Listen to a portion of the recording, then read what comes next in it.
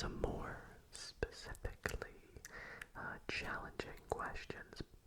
And whilst it's difficult for me to always do this, I try my best to make, a wide variety of videos here on the channel that can be adaptable for all viewers and all level of difficulty. So whether you're absolutely new to mathematics or whether you study it or studied it like myself, I hope that every video will be fun and entertaining. So that's why I often like to do a little bit more simple stuff, like maybe the past couple videos, or as in tonight's video, I'm going to be doing some more challenging mathematics. And in particular, I've also had a lot of comments asking for me to try some A-level mathematics, which for those who don't know is what's the level of maths done at the advanced level and in exams in England. And so this here is a Pearson EdXL mathematics exam, and it is advanced. Now this specifically is paper 1, pure mathematics, that was sat on Wednesday the 7th of October 2020, so hopefully we can get through maybe not all the questions in this, because it does say it's supposed to take 2 hours, so maybe we'll just take on a good chunk of the problems in this video, and of course there will be timestamps down below for each question, and hopefully you can all find it nice and relaxing as well as a bit satisfying as we do the problems, and hopefully I can actually do them. So if you do enjoy tonight's video, I'd really appreciate it if you considered dropping it a big thumbs up, and if you're not already subscribed, or maybe you're new to the channel, then why not consider subscribing? Anyways, let's grab the pen and let's get started. Oh, I'm also going to quickly grab a calculator actually, because I've just noticed we may need a calculator according to this little bit here. And who knows if we need to use the statistical tables at any point, I'll probably just skip that question. Okay, so I have the calculator, and let's go down to question number 1. So 1A, what does it say? Find the first 4 terms in ascending power of x of the binomial expansion of 1 plus 8x all to the power of a half, giving each term in its simplest form. Now there is a part B, but we'll maybe come to that after we've done part A. So we're doing a bit of binomial theorem. We're going to be using the binomial theorem to help us work out the expansion of 1 plus 8x to the power of a half. Now what is the binomial theorem? Well, the binomial theorem states that if you have something that looks like 1 plus and then some variable y all to the power of n, that if you use the binomial theorem, this will give us an expansion that looks like this. The first term will be 1. The second term will be n times y divided by 1 factorial.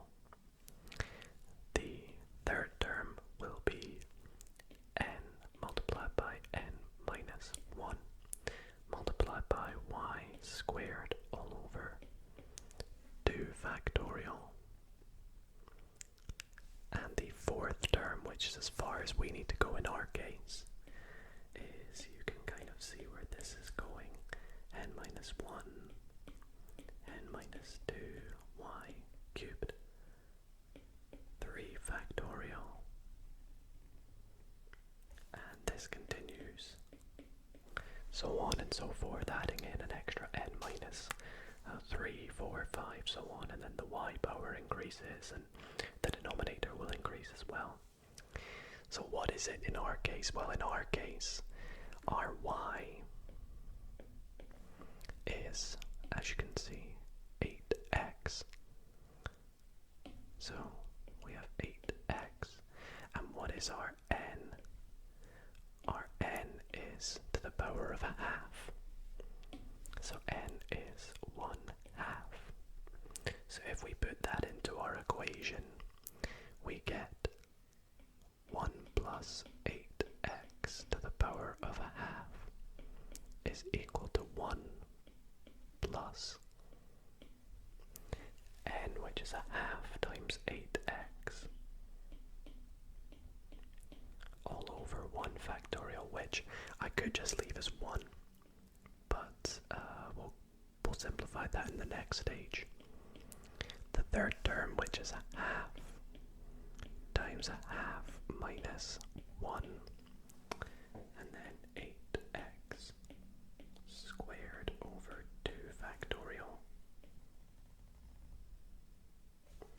And the third term, which is a half multiplied by a half minus 1, whoops,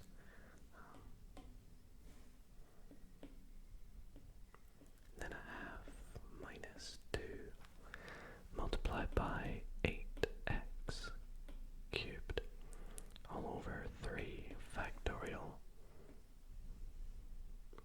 And again, this would continue so on and so forth. Okay, let's simplify this now. So when we simplify this, we get 1 plus a half times 8, which is 4 divided by 1, still 4, times x is 4x. The next term, a half multiplied by a half minus 1, which is negative a half, so that's negative a quarter, multiplied by 8 squared. So negative a quarter times 8 squared is going to give us negative 16. But then we're to divide by 2 factorial, which is 2. So negative 16 divided by 2 is negative 8. So actually this is going to be minus 8. And then x squared, because we need to remember we're also doing 8x squared up the top. And in the last term, let's again start with the coefficient. So this time we're going to be dividing by 3 factorial, which is 6. So dividing by 6, I think I'll actually use my calculator here to work out the coefficient. So I have my calculator.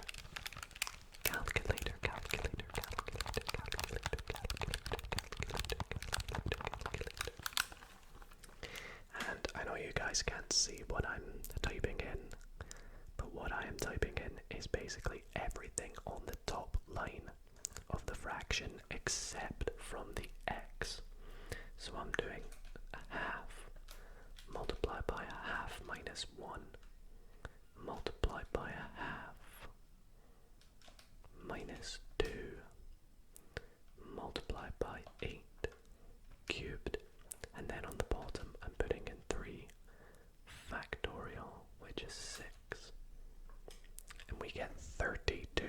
So our coefficient is 32, and then we have x cubed, and that is going to be our final answer. I guess I'll continue the expansion as that, just to simplify it up a little bit, and that is question 1a. So what does 1b say? It says explain how you could use x equals 1 divided by 32. Now note that it says just explain. I don't think we need to do any calculations here. In the expansion, to find an approximation for root 5. And yet it says there's no need to carry out the calculation. So how would we do this? Well, to do this, actually I guess I'll quickly put up the top here that this is part A. This is part B. So to explain how to do it, I guess first what we're going to do is substitute x equals, what was it, 1 over 32, I believe. Yep. Into 1 plus 8x to the power of a half, which gives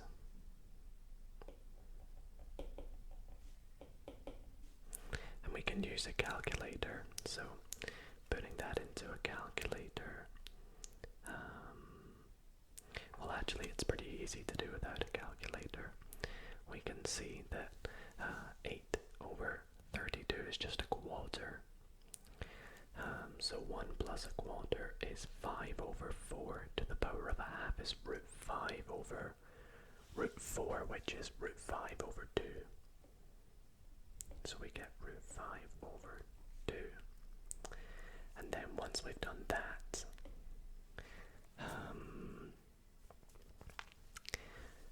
we then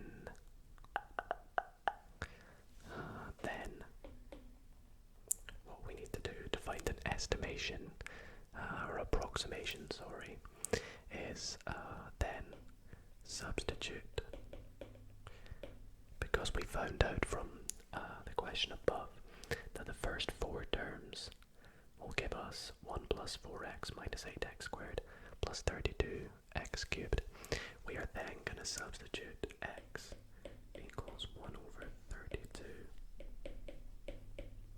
into 1 plus, well I think I'll just copy and paste with this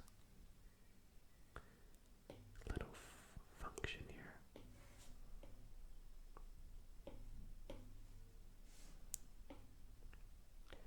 There. And once we've done that, because we'll still have over 2, what we need to do is multiply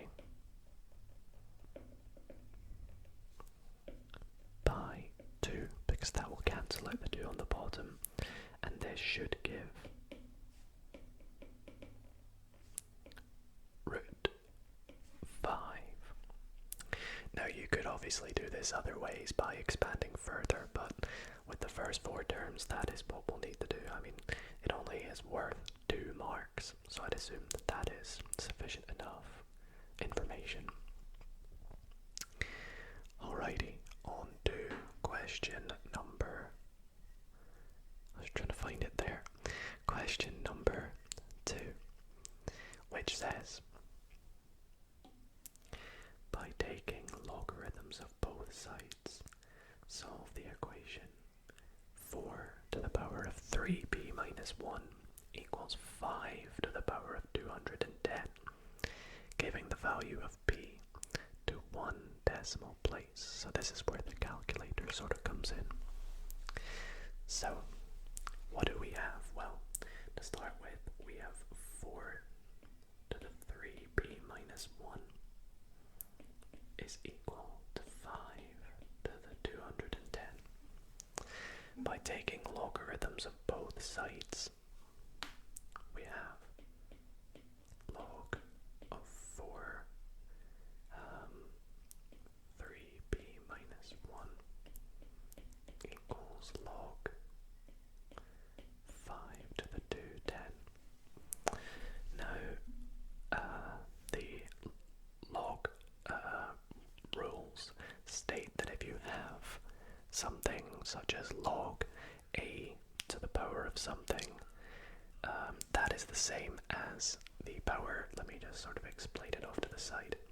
If we have something as log a to the power of n, that is the same as n log a. So with that in mind, we can simplify what we've written to 3b minus 1 times log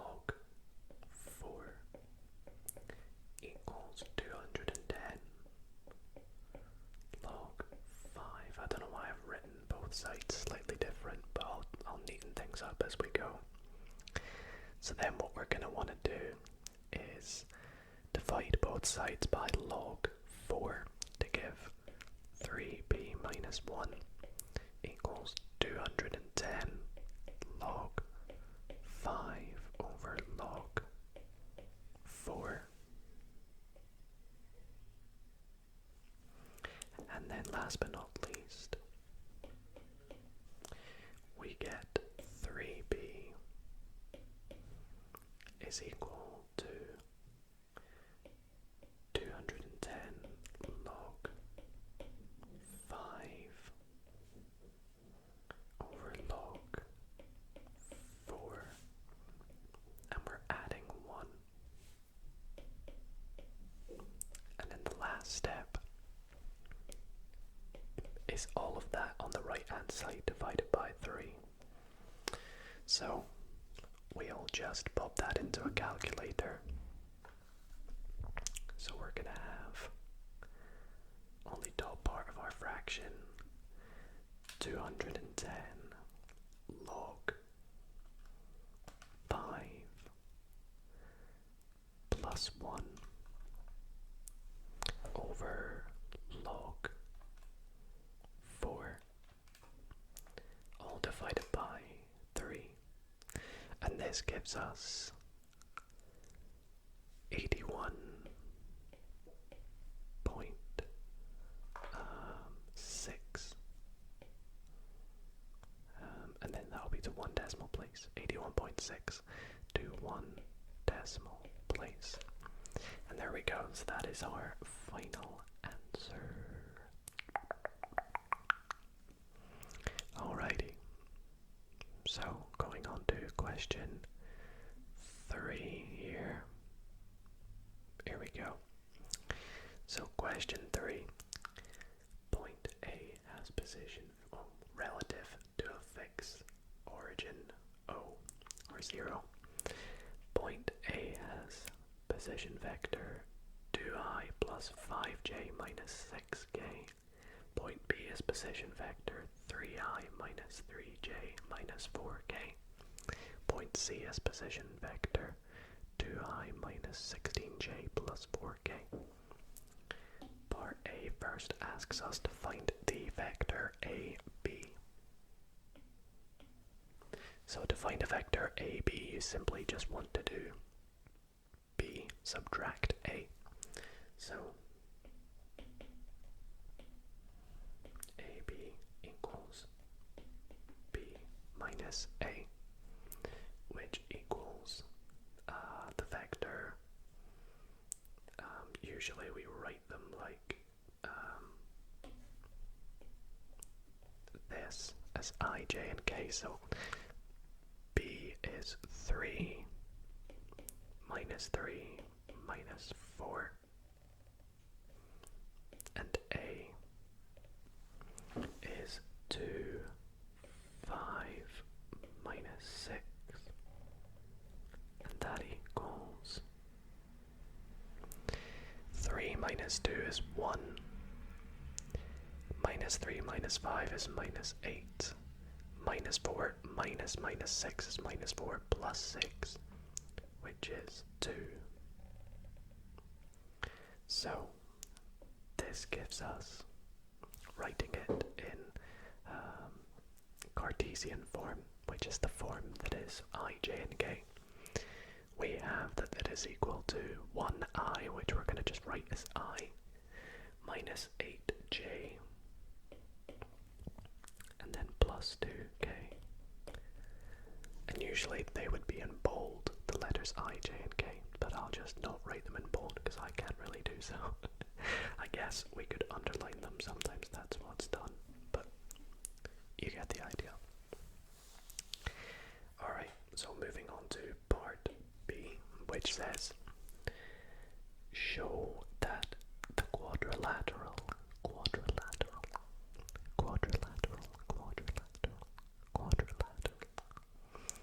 OABC is a trapezium, giving reasons for your answers. Okay, so for OABC to be a trapezium,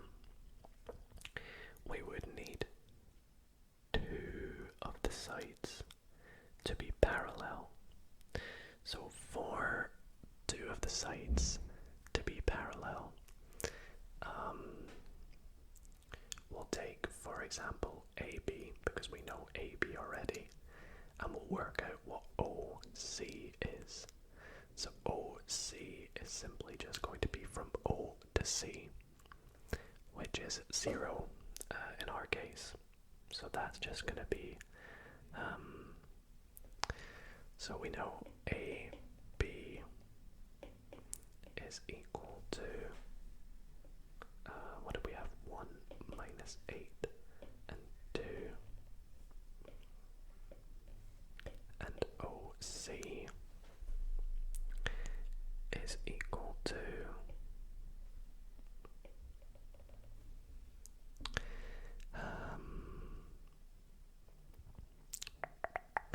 if you imagine it just from 0 to this point here, it's just going to be that point. So it's going to be 2 minus 16 and 4. So now we need to show that these two lines are parallel. So for them to be parallel, there must be a factor that relates them. So for example, AB must equal some factor k multiplied by the vector OC.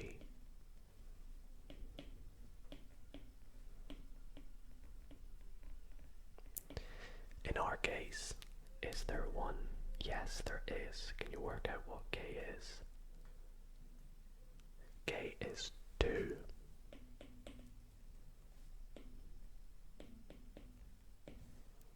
So I'll put i.e. AB is equal to 2 OC. So we would say thus OC is parallel to AB, and so OABC is a trapezium. Now you could have done this similarly with a trapezium has two sets of parallel sides, so you could have done this similarly by working out, I don't know, BC and OA, and that also would have shown you that you would have some factor as well. So I hope that makes sense. Let's move on to question number 4. Also, I hope the background noise isn't too loud in this video. I apologize. Question number 4. The function f is defined as f of x equals 3x minus 7 divided by x minus 2, where x is in the real and it cannot be 2, of course. Find the inverse function of f where x is 7 for only 2 marks. That's quite interesting. Okay, so to find the inverse function, well, first we have our function. Let's write it out.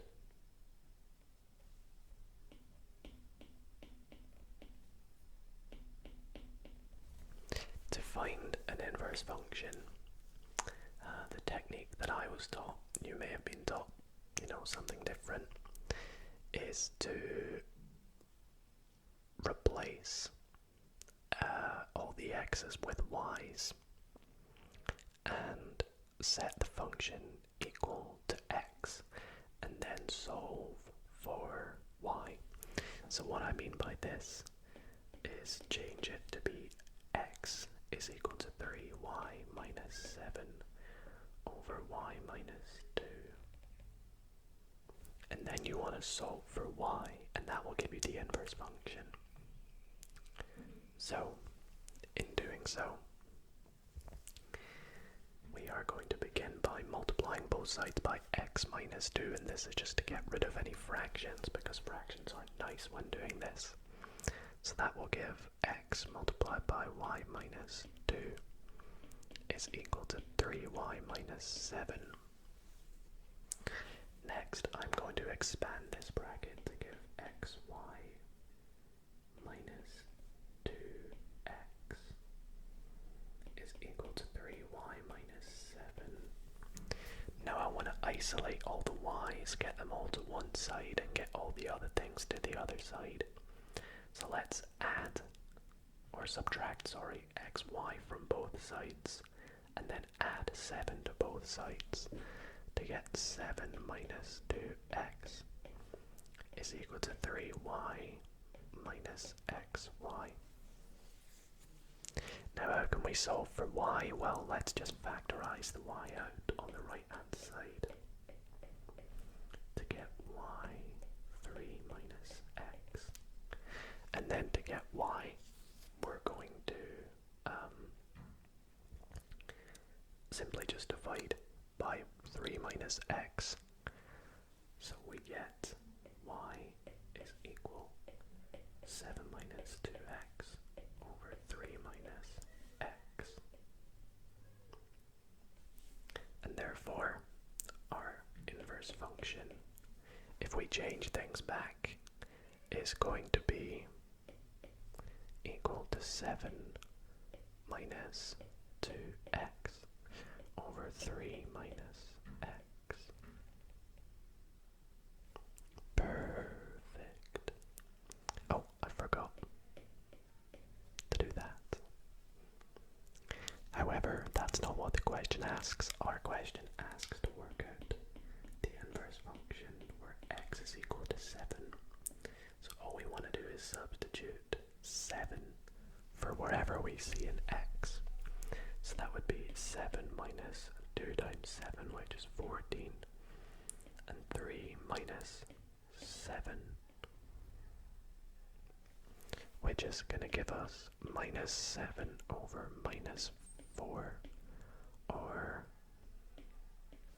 just 7 over 4. Very nice. Very good.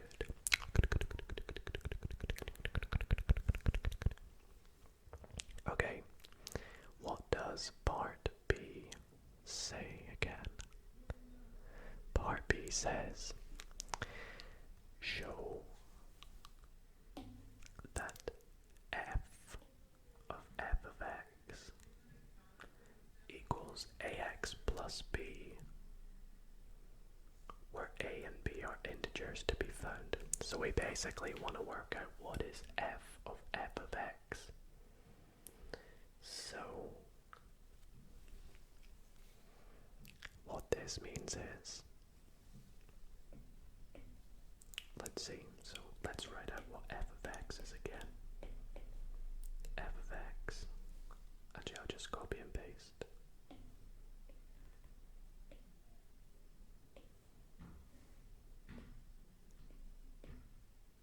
There we go. So that's f of x. And we basically want to work out what f of x is. So that's going to equal 3 times f of x minus 7 divided by x minus 7, f of x, sorry, minus 2. So how can we do this? Well, I'm going to sort of split this up into 2 stages. Let's begin with the top, and I'll do this in blue. So this is equal to 3 times f of x. Now f of x, we said, was 3x, sorry, minus 7 divided by x minus 2. So that's 3. And then 3x minus 7 divided by x minus 2 minus 7. So sorry about that, just had to pause while the background noise calmed down a little bit. So where were we? We were calculating the numerator of this function of a function. So we have 3 times 3x minus 7 divided by x minus 2. All subtract 7 So expanding these brackets, we're going to get on the top 9x minus 7. No, sorry, minus 21. 7 times 3 is 21, not 7. All divided by x minus 2. And then because we are subtracting 7, that is the same as 7 times x minus 2 all over x minus 2, and this is just to help us get this to one big fraction, which will be over x minus 2. So what are we going to have on the top? Well, we're going to have 9x subtract negative 7x. So that's 9x plus 7x, which is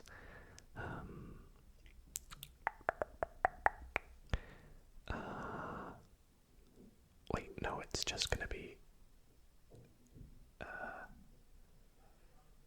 9x subtract 7x. My bad, because it's 9x.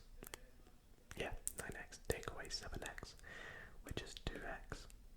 And then because the minus is part of the 21, so then it's going to be minus 21 minus 2. So that's where the negative adds, and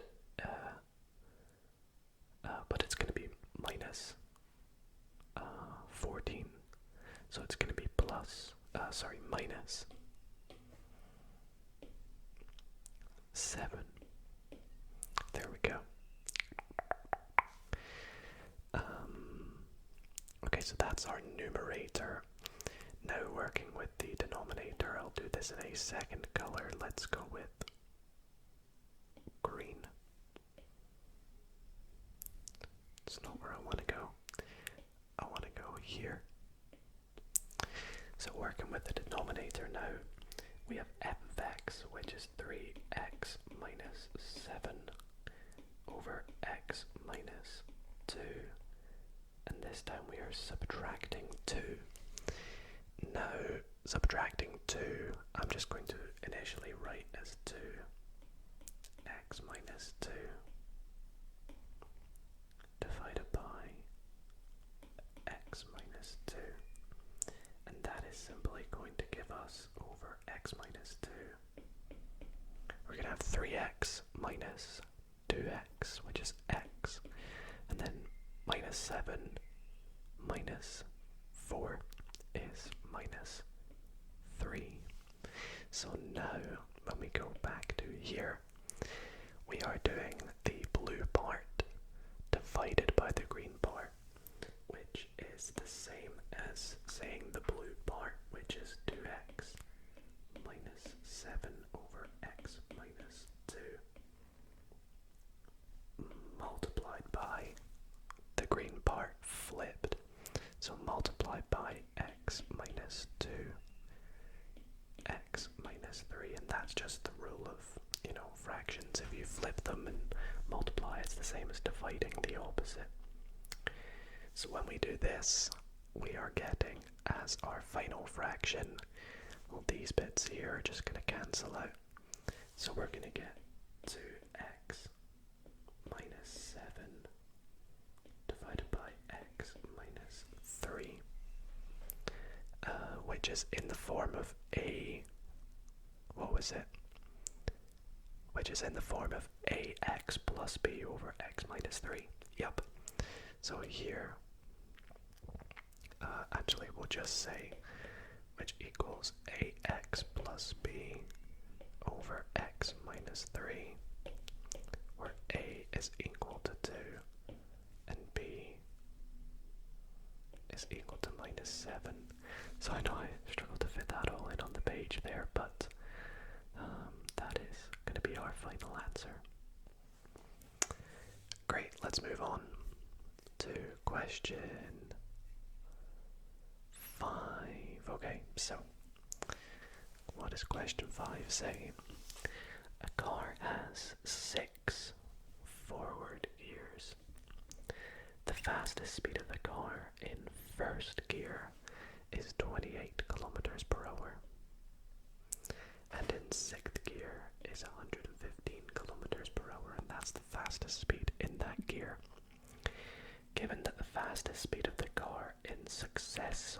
successive gears, so for each gear, is modeled by an arithmetic sequence. Find the fastest speed of the car in third gear. Okay, so part A states that in successive gears, the speed of the car in its fastest speed in each gear is modeled by an arithmetic sequence. Well, what is the general form of an arithmetic sequence? Well, it states that the value of something given at any term n, where n is the nth term, we have that it is equal to a, which is the initial term, plus n minus 1 times d. So to go over what everything is again, an is the value we are looking for at the nth term. So in our case, it's going to be a sub 3. A is the initial term, and n is the nth term, nth value basically, and d is what we are. It's called the common difference between terms, but it's basically what we're probably going to work out for this question. So for our case, we are working out a of 3, and that is given by the initial term, which is 28, plus n in our case is 3 minus 1 times d, so that is equal to 28 plus 2d, but we don't know what d is. So to work out what d is, we are going to need to substitute in some values we do know. And in our case, we know that a of 6 is equal to the initial, which is 28. Well, a of 6 is 115 in our case. So a sub 6 is 115 plus 6 minus 1 times d. Apologies about that. There was a alarm going off outside. I'm really trying my best to record this at a time during the evening, and I know it's not the optimal time, but these videos, when I film them late at night, they really take it out of me. So a sub 6 is 115 because the speed of the car at its fastest in 6th gear is 115.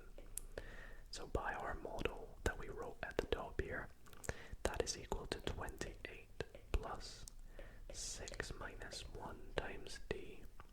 So 115 is equal to 28 plus 5d. And now we can solve for d. So taking away 28 from both sides is going to give us, don't ask me why I'm using a calculator for this, 87,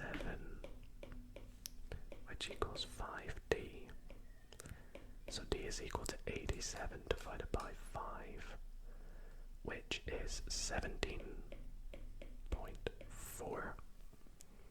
So now when we substitute that back into what we have before, we have a3 is equal to 28 plus 2d, which is equal to 28 plus 2 times 17.4, which is equal to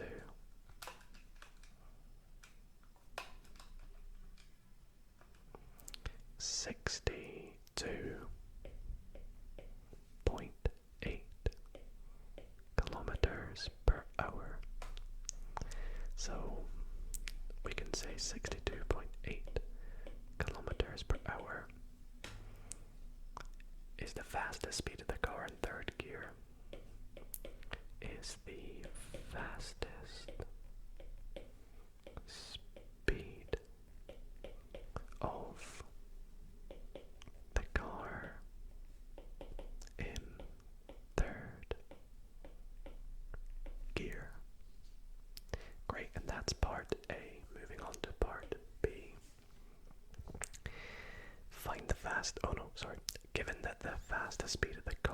successive gears is modeled by a geometric sequence. Find the fastest speed of the car in the fifth gear. So this is very similar, except instead we're told that it's a geometric sequence and we want to work it out in fifth gear.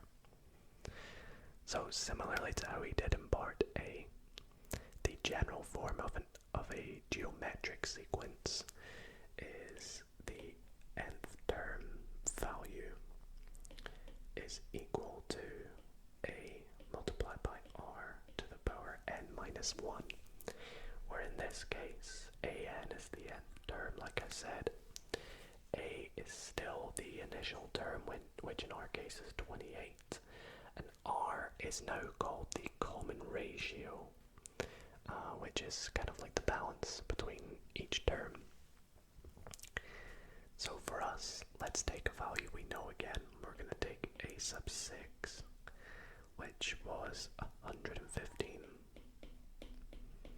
equals 28 multiplied by r to the 6 minus 1, which equals 28 r to the 5. So therefore we can say that r to the power 5 is equal to 115 divided by 28, which implies that r is the fifth root of that,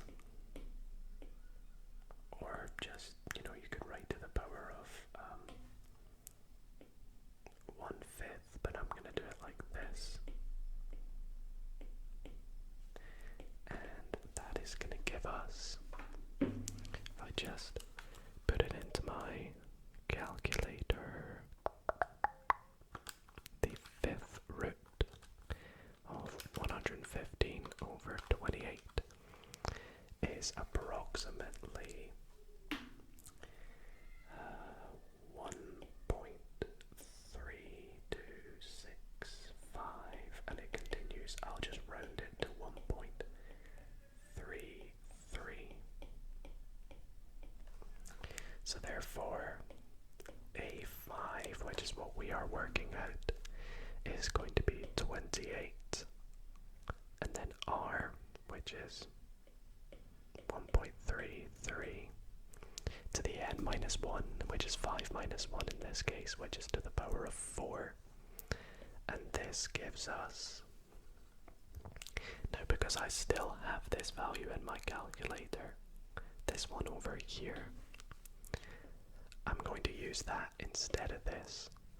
So I'm going to be exact on this. So I'm doing in my calculator 28 multiplied by my previous answer to the power of 4, and that gives me a more exact answer to width if I used 1.33.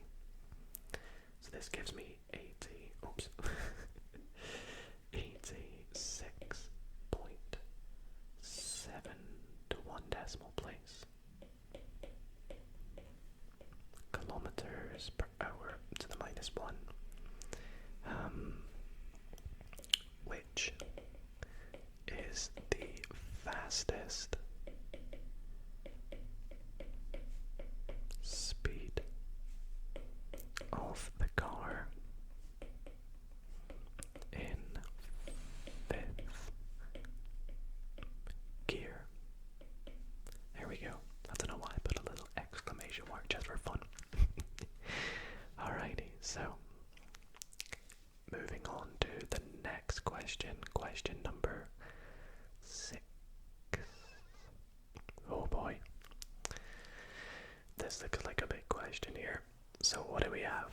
Well, express sine x plus 2 cos x in the form r sine x plus alpha, where r and alpha are constants. R is greater than 0 and alpha is between 0 and pi over 2. Give the exact value of r and give the value for alpha in radians to 3 decimal places. And that's the end of part A. Part B is a bit more wordy, so let's begin with part A first. So what are we doing? Well, we're trying to express this sine x plus 2 cos x in the form where it just has sine x plus alpha? Well, we know by our trig identities that if we have something of the form r sine x plus alpha, by trig identities, which is on most formula sheets, luckily I know it off by heart, is r sine x cosine alpha, the second value, plus, and then the opposite, r cosine x sine alpha. Now, by inspection here, we can deduce that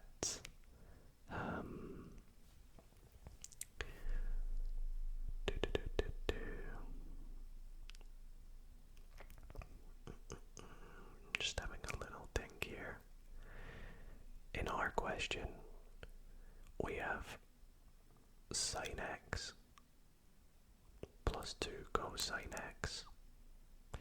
So we can set them sort of equal to each other. So we have that sine x is equal to the first part. So we can say, therefore, sine x is equal to r sine x cosine alpha. And the way I'm doing this is I am just simply comparing this thing that we wrote up here. Let me go over in orange. Oops. This thing we wrote up here, I'm just comparing it to this. So the first term was sine x, and the second term was 2 cos x. And then the second term was r cosine x sine alpha. And then therefore this implies, from the top part, if we divide both sides by sine x, we get r cos alpha is equal to 1.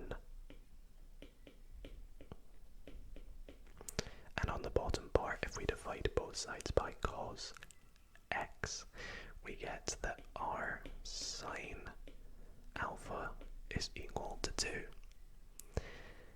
Therefore, we have that r sine alpha divided by r cosine alpha will give us tan alpha. So tan alpha, which is equal to, we said was r sine alpha divided by r cosine alpha, which is 2 over 1, which is just 2. So therefore, alpha is equal, we'll have to use a calculator here, inverse tan of 2, which is equal to, and we want it to how many decimal places? 3. So inverse tan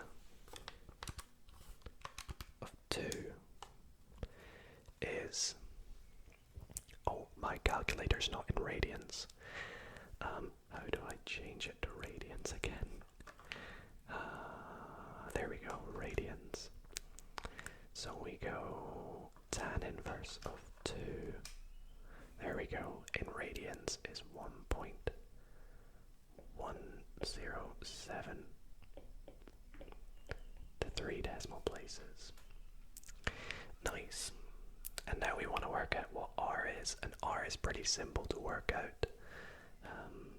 R is simply just going to be the square root of these values here squared. So r is going to be the square root of 1 squared plus 2 squared, which is the square root of 5.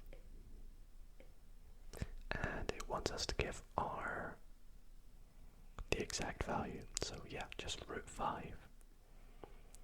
And that is our final value. So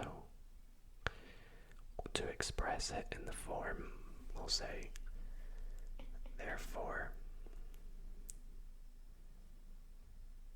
sine x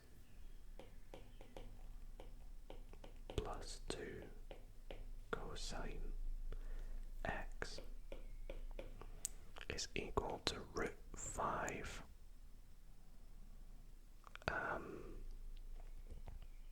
sine x plus, and then alpha, which is 1.107. And that's our final answer. It's a bit of a wordy question, I know, but nonetheless, not too shabby, not too shabby. Part B says the temperature in degrees Celsius, the temperature theta degrees Celsius inside a room on a given day is modeled by the equation. Let's go back to this. Temperature in degrees Celsius is modeled by that equation there, where theta is 5 plus sine, and then that thing there plus 2 cos, and then that thing there where time is between 0 and 24 because time is the number of hours after midnight. It's very important, probably. Using the equation of the model and your answer to part A, deduce the temperature of this room during the day. Deduce the temperature during the day. Okay, so to work this out, during the day, deduce the maximum temperature. I was confused, I misread that question. Deduce the maximum temperature. Okay, so what do we have? We have theta is equal to 5 plus sine, what was it? It was pi t over 12 minus 3 plus, and I'm assuming it's 2 cos, and then the same thing, pi t over 12 minus 3. Yep, so because we are to use our part from part A, what we are going to do simply is we are going to let, in our case, we are simply going to let the bit in brackets, let pi t over 12 minus 3 equal x, and from part A, we know that root 5 sine x plus 1.107 is equal to sine x plus 2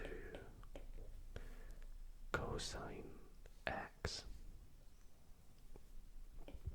So now it's kind of a similar form. Therefore, theta is equal to 5 plus root 5 sine pi t over 12 minus 3 plus 1.107. So this is all just by substitution. And the reason that we are doing this is essentially we are going to have a maximum value for the temperature when sine of x is equal to 1, and this is because the sine wave will have a maximum value at 1 because sine goes up to 1, and it will have a minimum value at -1. So if it asked for a minimum value, we would set it equal to 1 and -1, but in our case we're doing it for 1. So we'll just say max occurs when sine x equals 1. So this implies that theta is equal to, well, that sine bit will just go to 1, so it'll just be 5 plus root 5 degrees Celsius, which is equal to, in our calculator, 5 plus root 5, 7.24 degrees. There we go. So I hope that all made sense. That's a lot for just 1 mark, though. There might be a faster way to do it. I'm not too sure. Okay, so part C, find the time of day where the maximum temperature occurs, giving your answer to the nearest minute. Okay, so how shall we do this? Well, we know that the temperature is given by this thing here, so I'm going to copy this down onto the next page. That's what the temperature is given by, so this is part C. Oops.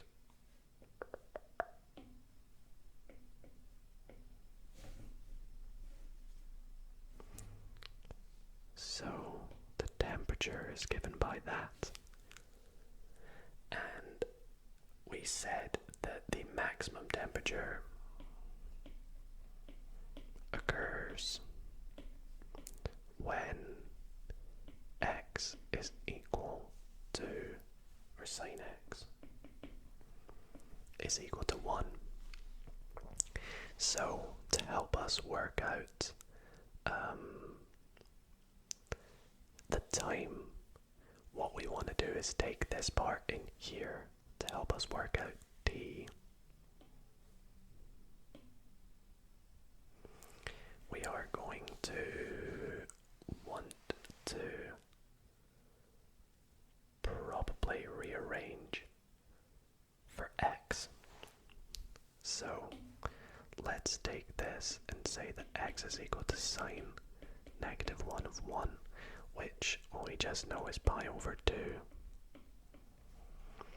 So substituting that in up here for the maximum temperature, we know that pi t over 12 minus 3 plus 1.107 is equal to the maximum temperature, which is pi over 2, as we said before. So now we just need to solve for t, and that will give us the amount of hours after midnight. So solving for t, let's multiply both sides by 12, I guess. Or first we'll take everything to the other side, actually. Yeah, we'll say that pi over 12 is equal to pi over 2. And I'll probably just use a calculator for all of this. Plus 3 minus 1.107. So therefore, pi t is equal to 12 multiplied by all of that.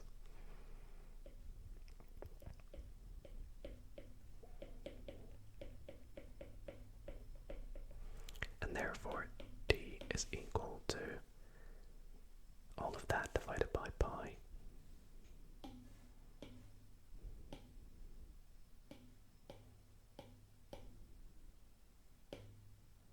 Oops. I probably just want to copy. What am I doing?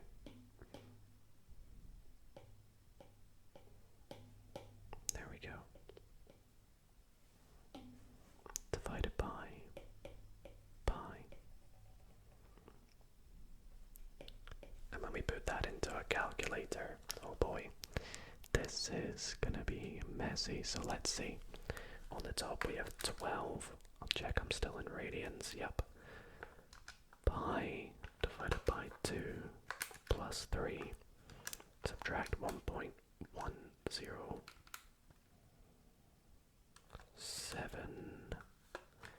divided by pi is equal to 13.23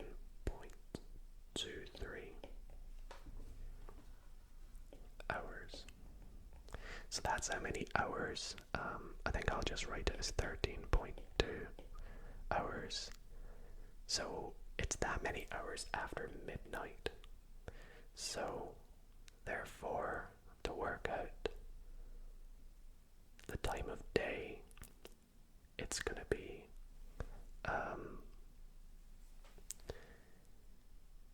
the time of day, it's going to be 13 hours.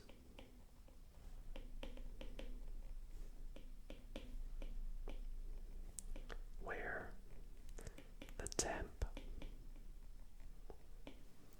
reaches a max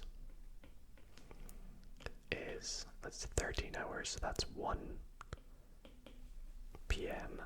and then 0.2 hours is 0.2 times 60, which is 12, so it's 1:12 p.m. Okay, we're quite far into this video. We'll take a look at question 7 and see if we'll maybe be able to do it within the given time that I was hopefully going to do. I think it might be a bit too much. I'm not entirely too sure. Do we give it a go? Okay, we'll do question 7 and then we'll wrap things up here. So, what does question 7 say? Figure 1 shows a sketch of a curve C with equation y equals f of x and a straight line L. The curve C meets L at the points minus 2, 13, as we can see, and 0, 25, as shown. Yep. The shaded region R is bounded by C and L, as shown in figure 1. Given that f of x is a quadratic function in x, and minus 2, 13 is the minimum turning point of y equals f of x, use inequalities to define the region. Okay, so to define the region, what we want to do is subtract, or we simply just want to state that the region is between the line, which is the top part of the region, and the bottom part of the region, which is the curve. So what we want to do is work out the equation of the line and the equation of the curve and state that R is between there, basically. So first let's work out the equation of the line. So the line L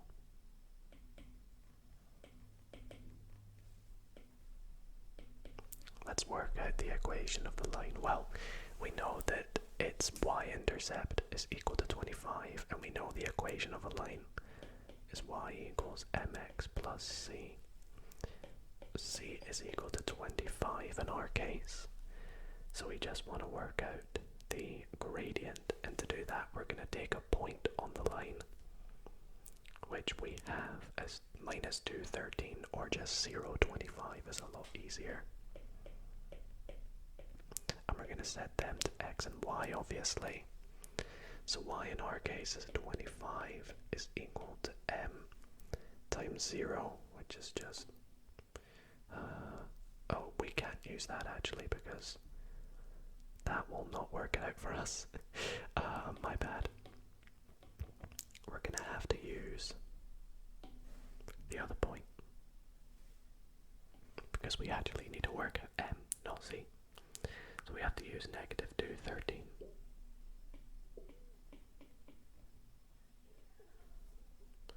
Negative 2, 13. Yep. So here we get that 13 is equal to negative 2m plus 25. So solving for m, we get 2m is equal to 12, or m is equal to 6. Therefore, the line L is given by y is equal to 6x plus 25. So now all we need to do is work out the curve f of x. Now the curve f of x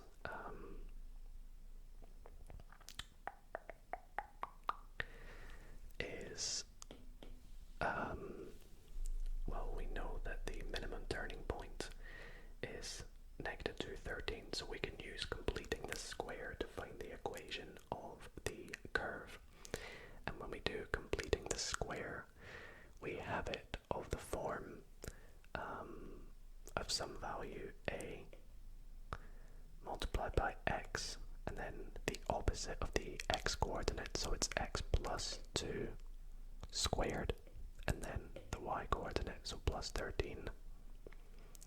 And we want to work out what a is in this case. So in this case, we're going to take our point. Let's use 0, 25 this time, because we're just working out a. So we have 25 is equal to a, and then just 2 squared plus 13. So 25 is equal to 4a plus 13. So we get 12 is equal to 4a, which implies a is equal to 3. So this time y is equal to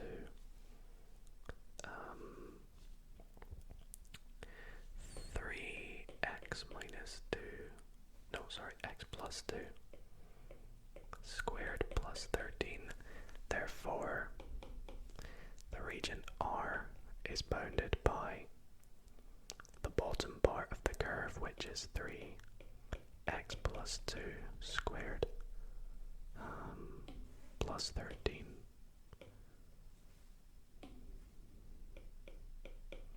And the line which we said was the top part, which is 6x plus 25. And actually, I probably shouldn't write r, I should just write y.